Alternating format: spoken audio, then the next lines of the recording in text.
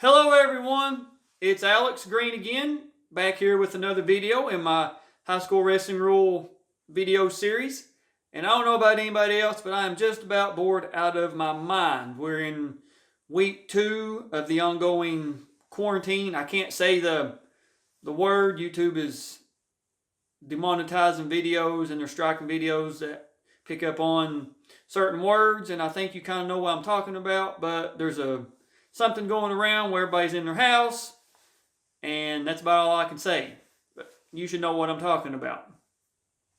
Anyways, this idea come to me earlier today, and I reached out to some good referee friends of mine and some coaches I know have been around the sport for a while, and I asked them, I said, guys, give me some ideas on how to make what you think needs to be implemented so tournaments and meets and duels and all that kind of stuff will run smoother. And I compiled a list of what I'm going to call my top 10. So take note, if you are a referee, if you are a coach, if you are a school administrator, if you are a parent and you organize the other parents or whoever to work the home wrestling meet that you're going to be putting on, or maybe you have like a conference, a sectional, a regional, district, however you have like a postseason event and it's your school's turn to host. These are going to be great tips and ideas to help you efficiently run your tournament, and that way when everybody leaves, they'll be complimenting you on how well your tournament was ran, and to keep more people interested in the sport. Because one thing that I've seen over my years of refereeing is you get there for weigh-ins at 8 or 9 o'clock. Sometimes we're not pulling out of the gym. We're not handing out medals till 9 or 10 at night, sometimes even later than that. And that's really not a good way to present our sport. And we know that a lot of people, the sport is growing. A lot of states now are looking at adding women's or girls wrestling as its own sport, which would be absolutely wonderful if more states done that. Have a boys wrestling tournament and a girls state wrestling tournament, or just seasons, I guess. But we are not presenting our sport properly, and I think it's because and I'm not tooting my own horn here, but I'm just being straight up with you guys. There's not really been anything like what I'm doing before. There are other videos that you probably have seen close to mine. If you just Google search, YouTube search, high school wrestling rules, there are already videos that pop up.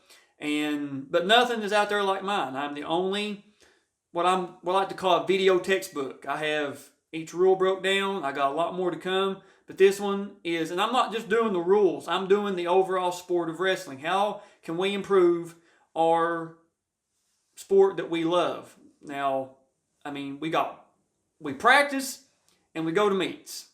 You practice at school, you practice at home, then you go to your duel, your tournaments, whatever the case is. And that's when you should really have the most fun, is at your tournaments. But it seems like a lot of times the tournaments are mismanaged or misran. People want to do the best they can, but they really don't know what to do. So that's what this video is for. So sit back, and I'm going to have screen text. And also, I'm going to have the link or my recommendations in the description below. That way you can go back and watch, and you can share this with everybody. Drop me a big thumbs up if you would, please. Help me out on this platform of YouTube. So without further ado, here is, these are not just Alex Green's. These are, like I said, other referees and coaches have submitted their ideas to me. And most of the ideas that I got were the same principle, worded a little bit different. So I've condensed them down, and I've made my top 10. So without further ado, here we go. All right, start interruption time. I filmed this day before. I'm jumping in now. Some other referees reached out to me with some ideas, and I already had my list made, so I wanted to put them here at the front. That way you guys could have them. But just real quick on this list, and we'll go rapid fire style. The first one is know the type of referee you're getting for the type of meet that you need. Now, we all had to start somewhere. My first meet was a 2 or 3 team little duel that I done at the high school that I went to. The coach that was still, when I wrestled, was the coach then, and he invited me over to do the first meet. I was scared to death, but I did it. We all need to start somewhere. With that being said, tournament directors, coaches, everybody, make sure you know what type of referee you're getting for the meet that you're having. I guess the old saying, baptism by fire, can be good, but you don't want to put a new referee in a position where he or she is thrown in right into the fire with some very competitive matches and may get discouraged or may get, booed out of the gymnasium, which I strongly discourage. But just make sure you know what type of referee that you're getting. Next, make sure that the officials have their own locker room, their own place to change and put their stuff where it'll be secure. Make sure that it's locked. We know there's been some cases of theft. Referees leave their stuff in the locker room and come out and somebody's watch is missing or somebody's wallet's gone. Just make sure that referees have a place to change where their equipment can be locked up. Another big one that some other referees, more than one, sent this recommendation, and it kind of goes along with something already in the video, but I'm going to say it here because I didn't really mention it, is going back to you'll hear it, but it's the having the number of teams based on the number of matches you have. If you are going to run, say, 6 mats and you're going to invite 25 teams, but you're having to put 3 mats in one gym and 2 mats in like a recreational area and then 1 mat in, say, a multi-purpose room, that's not a good way to run a wrestling meet. Your mats all need to be in the same gym. Now, let me caveat that by saying, if you have to run 2 meets, I know this year a meet that I was at, just the way it fell, a school had to cancel because of some other obligations. I don't exactly remember what the case was, but one school was already hosting a high school sectional duel to see what to go to the state duels meet. Then they got the middle school regional tournament dumped in their lap. So what we done, just the way the geography of the school was, the high school, we had 4 mats going in that gym, and then in a separate gymnasium where the middle school was, we ran 2 more mats. We had a total of 6 mats. We had 6 referees.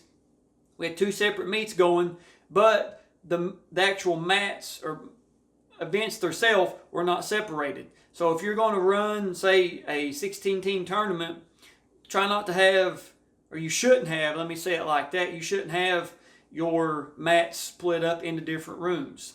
If you do, then I'm not going to say you have too much going on, but you may want to go back and reevaluate how many teams you're inviting. Next is, if feasible, have your concession stand inside your gymnasium, where it's like on a stage area or somewhere else inside your gymnasium. That way the workers can watch. Fans aren't having to leave the gym to go out and eat. Everything's right there in the gym or in the area where the wrestling meet's taking place at. And on that topic as well, tournament directors, parents, coaches, anybody involved, we know a lot of times parents have to run the concession stands the whole time and they don't get to watch their kid wrestle. So you need to make sure that there are people that can sub in for 15, 20 minutes. So parents working tables, parents working concession stands can go watch their kids wrestle. Because if a person is going to spend a whole Saturday or a weekend or whatever the case is helping your team, helping your school do whatever they're doing with the meet, you could at least be courteous enough to give them enough time to go watch their kids wrestle. That's not too much to ask. And my last little quick hitter here, I promised, and the video is going to start, is if you're going to provide apparel for your tournament workers, your table workers, whatever the case is, referees, we know that referees can wear different types of referee shirt. They can wear the black and white vertical stripes, the gray and black pin stripes like I wear in all my videos. Or if all the referees have the same shirt, matching shirt, they can wear that. If you're going to have something like that for your meet, make sure you're providing a quality product. That way, when wrestlers or your team, parents on your team, or whoever, coaches or other referees, maybe they go to another school, they see it out, and they see you've got a credible and recognizable brand sponsoring your holiday, your Christmas tournament, or your sectional duels, your region, your state meet. That way people can say, oh wow, they've got so and so sponsoring them. They must have it going on. Or even if you can have your own weekend tournament or whatever the case is, and a well-named or well-recognized wrestling brand or athletic brand will sponsor 25 shirts, that's great, because like I said, the more people see that you have a credible brand behind you, the more likely you are to get better teams wanting to come in, and maybe better funding, better sponsorships, all that kind of stuff. So enough of that, back to the video. These are not in any particular order. I'm just going to go through, give you the top 10 that I got, and like I said, this is not the number one priority. They're all important. This just, you got to number them somehow. So I'm going to start off with this. You need to have properly trained tournament staff or meet staff. Whether you're running a duel or a tournament, you need to have school administration on site. Make sure they're there. I know it's easy for them to, well, I got this, I got that. No, sir, we need you to be here. If we're going to run this tournament, we need school administration on site. That is a must. You need to have a tournament director. Somebody that's not a coach. We know it's easy for a head coach to step, I know how to do this, I know how to do that. You need to have somebody that is a tournament director, a designated tournament director. You need to make sure that your trainers and your on-site physician are there for weigh-ins. And tech support. If you're going to run track wrestling, we know track wrestling now has made life a whole lot easier for everybody involved.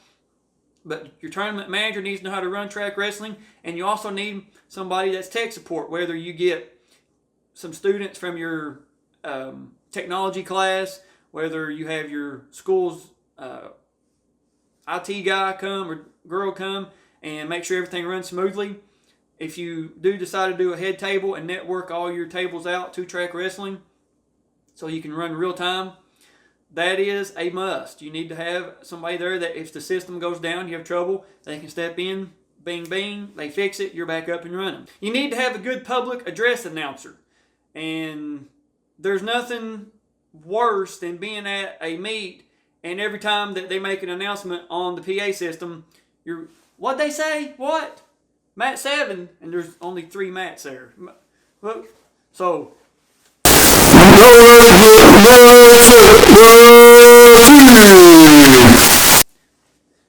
make sure that the PA announcer has a good voice, speaks into the microphone, and knows what they're talking about at a wrestling meet. And the last tournament staff that I think you have to have trained properly are table workers. Now most of the time, at least in the meets that I've been to, it's, well, not just like your state tournaments and regional state duels, that kind of stuff, we get people to come in and do that, but like just the regular Saturday afternoon or Saturday tournament or meet or whatever, it's parents or anybody that wants to volunteer to do it. That's great. I understand if somebody says they can, something comes up, they can't make it. I get it. But if you know you're going to have a meet on the third Saturday in December or whatever, second Saturday of January, make sure that you have enough people. If you're going to run 4 mats, make sure you got at least 8 people. You need 2 people per mat. You need somebody that can run the score clock and somebody that can keep the paper sheets. And the best thing I can tell you is have them watch some of my videos. Have them watch the referee hand signal video. Have them watch the introduction video. Have them watch ways to win matches video. Just have them watch my playlist. I know every video is not going to pertain to what they're doing, but you should be able to go through and pick out, hey, watch this video and this video. It should help you out tremendously. And I'm not tooting my own horn. I'm just being honest.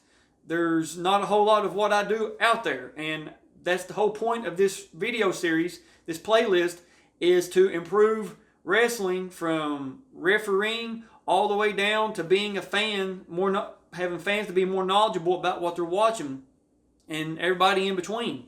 So that's why I'm doing this. But that is my first recommendation, is having properly trained tournament staff. All right, the next one is having the proper equipment to run a tournament. that's having working and functional score clocks. Now, if you want to set up a TV and connect into like a computer running or an iPad with like an HDMI cord or Bluetooth or Apple TV or a Chromecast, whatever you want to do, but it needs to have something with, you can keep score, you can keep the time properly, and you can keep periods. Now, blood time, injury time, recovery time, and new concussion time, well, I mean, not everybody has access to use the actual wrestling clocks, and I get it, but everybody now has a phone in their pocket. Pull out the phone, have it ready. As soon as the referee signifies, blood time or injury, recovery, or concussion time, they can start immediately with it, and you've not lost anything. Now, if you do have the capability to run track wrestling, we know all that is laid out in format in track wrestling, and it's just a couple mouse clicks, boom, and you're rolling with blood time, injury time, takedown, reversal, escape, whatever the case is.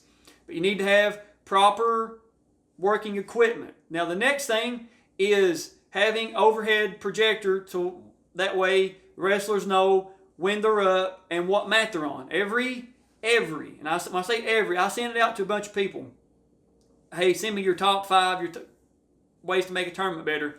Every response I got had some form of this. You need to have some type of a overhead projector, a TV, something, or if you have a video board in your gym, use the video board of mat 1, mat 2, mat 3, however many mats you're going to run. Have them now up, on deck, and in the hole. And have track wrestling will do it for you, whatever system you use. Should have a way to do that. But it's real time. Hey, we're not having to wait around. Kids are at the mat. Whenever we slap the mat and raise the hand, other kids need to be checking in. It's so much faster, so much easier to have an overhead projector or like a screen or a video board, a TV with the mat number and who's up next, on deck, and in the hole. That way we can streamline the process. Along with that, make sure your mats are numbered properly. Make sure you have it on the mat and on the score table. You don't want it to be confusing. Somehow, we know kids should know their numbers, but they get to a wrestling meet and they're standing on mat 3, and I'm supposed to be wrestling on mat 5. Well, why are you standing on mat 3? Well, I don't know. What do you mean you don't know? You know your numbers, don't you? Yeah. Well, why are you standing on mat 3? I don't know. Come on, man. Come on. Have your mats properly numbered, your mats and your score table. Have a good working cordless microphone and a good PA system. There's not, like I said a minute ago, there's nothing worse than having somebody on the PA don't know what they're doing or don't speak into the microphone. There's also nothing worse than having a PA system that cuts out on you. And if it doesn't work, shame on your school for not fixing it. You need to have your school fix the PA system, or have at least working, or have somebody you know maybe even bring in their own and set up and do it that way. But if you're going to have a big tournament, a big duel, you need to have a good working PA system with a good microphone. Next thing I'm going to recommend in my list here is to have at least a +1 official to mat ratio. So if you're running 4 mats, have at least 5 officials. At least. Because you got to give your referees breaks. You have to. I'm telling you. Everything just seems to run so much smoother when referees get breaks. Especially if you're there for a long time, you got a lot of teams, it's a real competitive day. You have to have a mental break. You need it, and you also have to have it. I know that kind of runs together, but if you're just out there all day and you're not getting a break and it's 4 mats running as fast as you can go, referees will mess up. I mean, it just happens. You're tired, you're hungry, you need to use the bathroom, you've been out there for however long, you maybe had enough time to sit down and eat a 2-hour-old ham sandwich or whatever the case is.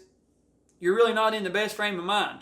If you can let a referee get 10-15 minute break, use the bathroom, do whatever he needs to do or he or she needs to do, then you're officiating quality will be better, and referees will want to come back. I'm telling you, there's been, I haven't done this, but I know that other referees have.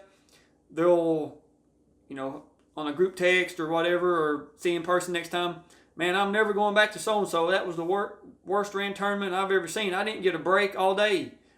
We started at 9, and I didn't get out of there till 9:30, and I didn't have a break all day. You got to think about that kind of stuff.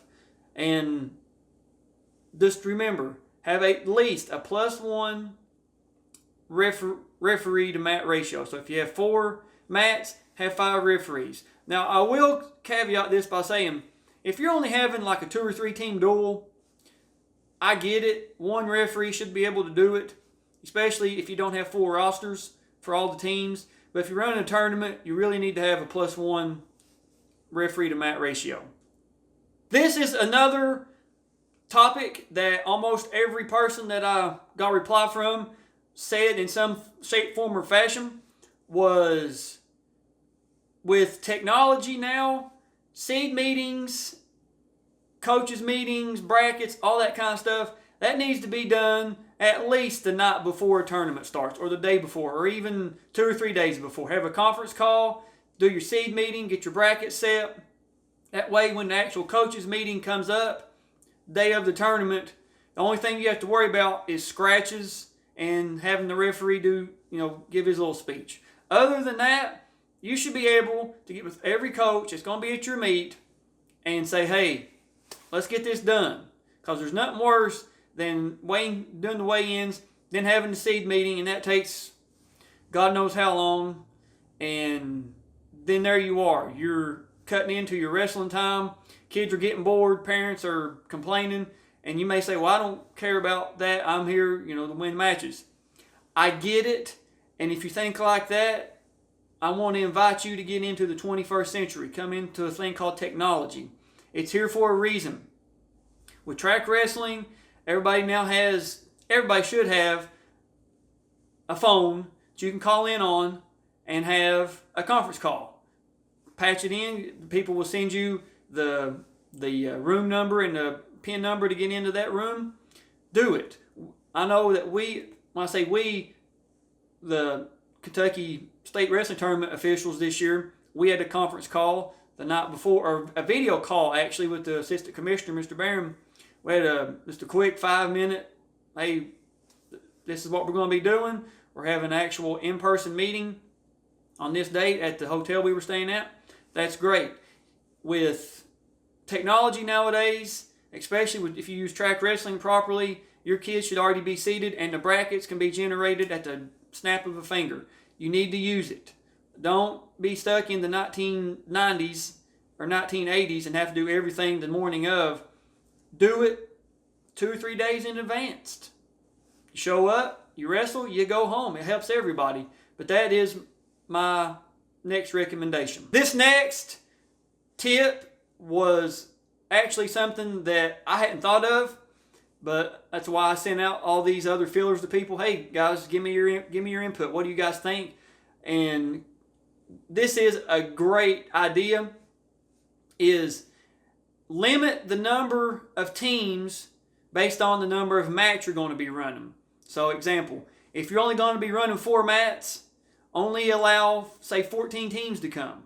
Don't invite 25 teams to show up, and you won't be able to get especially if you're just running it one day, you won't be able to get kids all their matches, because more than likely they'll run into their 5 match. Maybe not if you go into the winner's bracket, but if you're going into the constellations, trying to wrestle backs and all that kind of stuff, you may hit the 5 match limit, and then if you're only running one day, then your kids won't be able to place.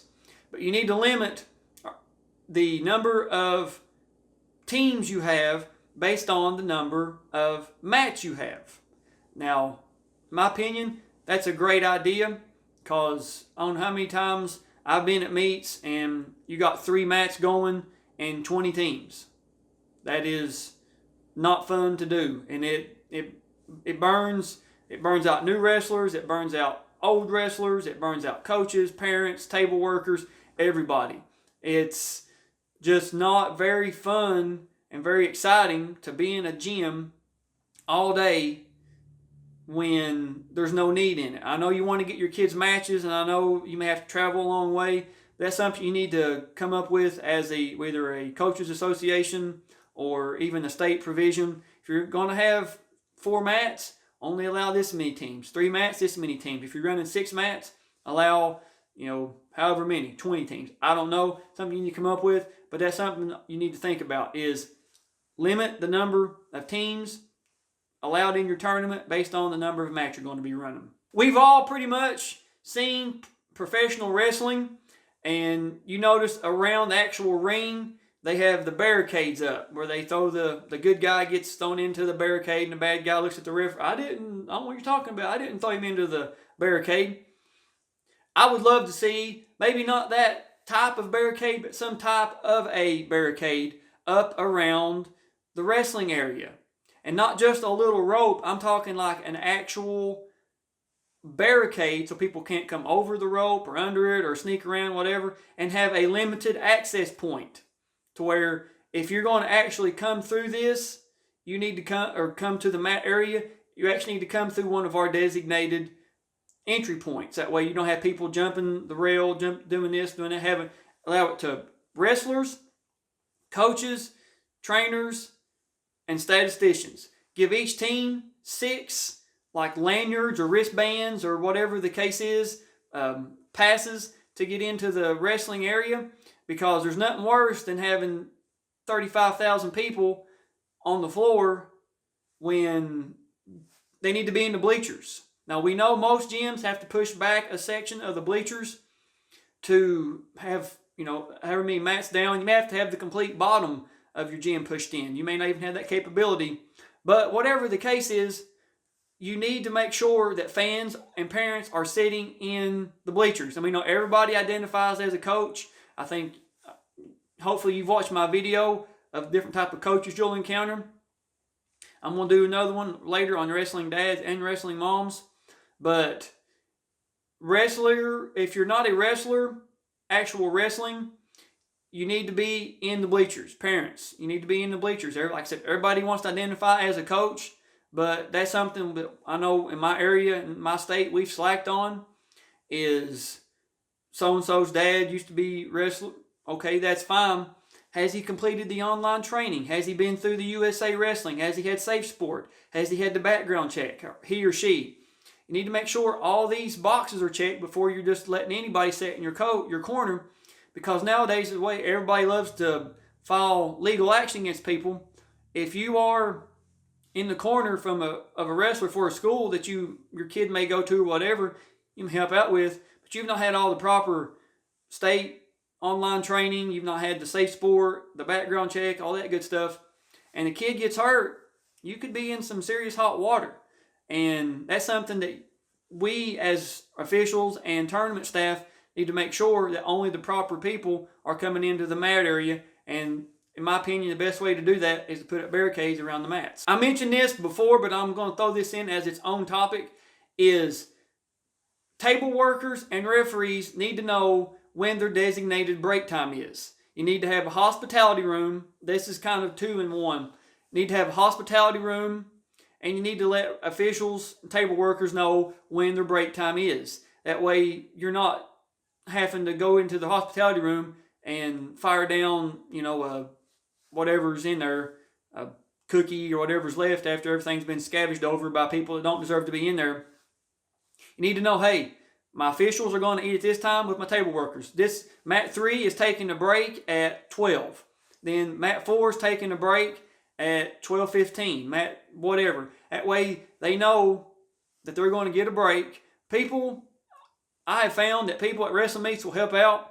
If somebody feels appreciated in what they do, they will always do more than what's expected. And if they know that they're going to get a break at this time, they will be now not everybody, but most people should be more than happy to help out if they know, if they have to go outside and take a breathing treatment, if you know what I'm saying.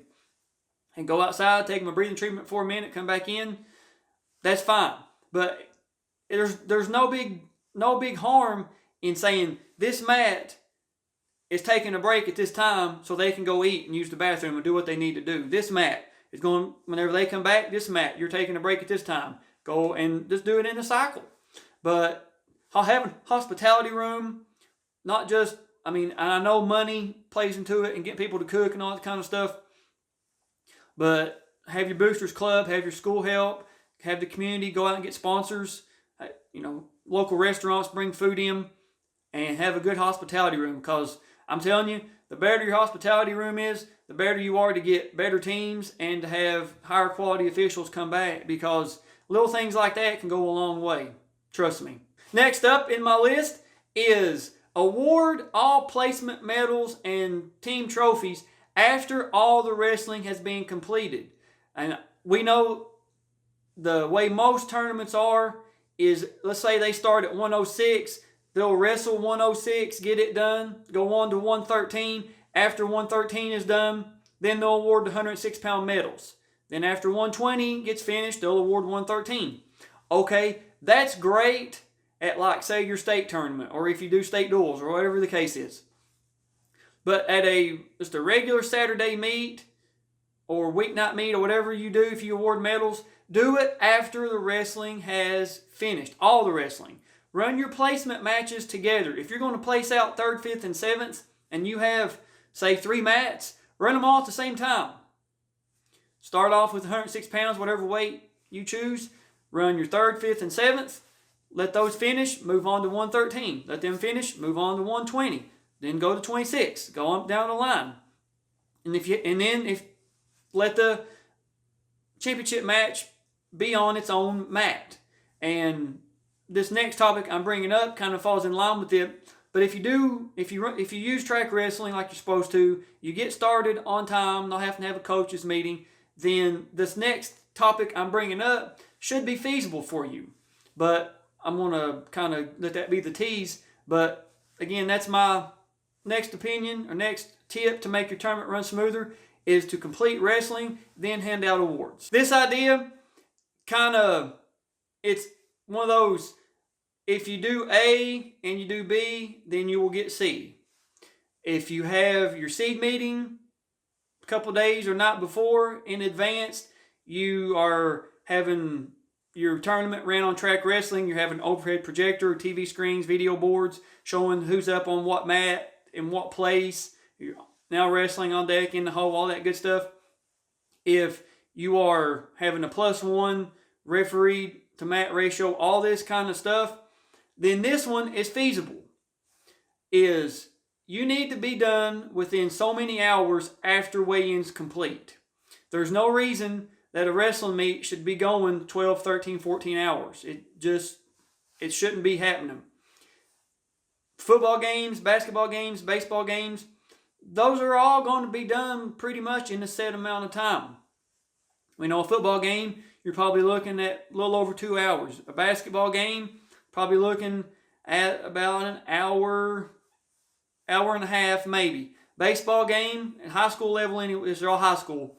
High school baseball game, you're probably looking at a little over between an hour and a half to 2 hours. Wrestling meets, a little bit different, but there's no reason why wrestling meets should be going as long as some of these have been going recently.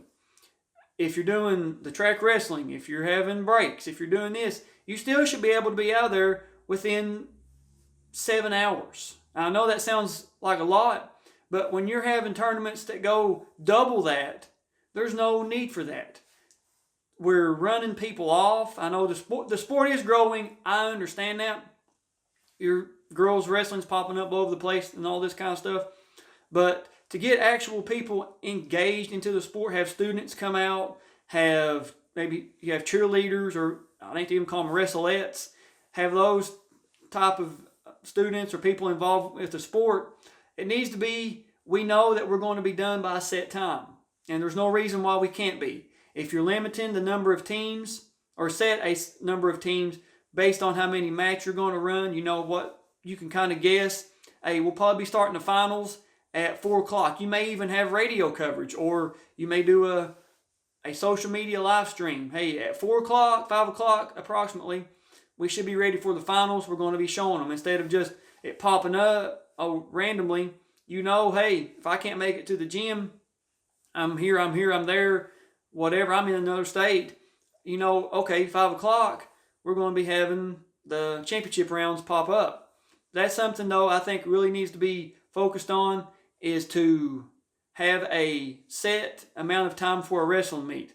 From the time weigh-ins completes until the day the last match finishes, we need to have a certain amount of time, whether it's 8 hours, 6 hours, whatever the case is. Really need to be condensing our wrestling meets, because there's no reason we're in gyms as long as we are. I'll finish up with this one. This was something I had wrote down in my list initially, but some other referees and coaches had sent it to me. So if I had it on my notes and they sent it to me, it must be on the minds of other people too. Is have a designated start time for, if you're going to have, say, a middle school event and a high school event going on the same day, split them up. And I know the last topic I just talked about was being able to finish at a certain time. But if you're going to be running 2 different type of meets in the same day, that kind of goes out the window. So if you're going to have, say, a middle school event, have it earlier in the morning.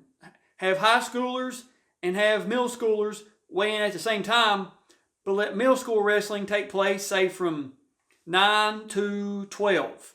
And then high school wrestling take place from, say, 12:30 until completion.